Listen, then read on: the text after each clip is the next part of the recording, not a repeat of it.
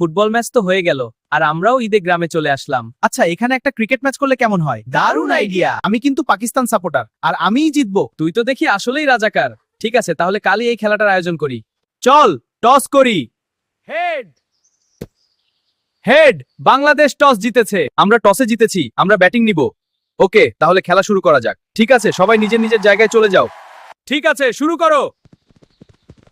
চার। ছয়। বাংলাদেশ দল মোট ৯৯ রান করেছে। তোমরা যদি ১০০ রান করো তাহলে এই ম্যাচটা জিতে যাবে। ওকে। দ্বিতীয় ইনিংস শুরু।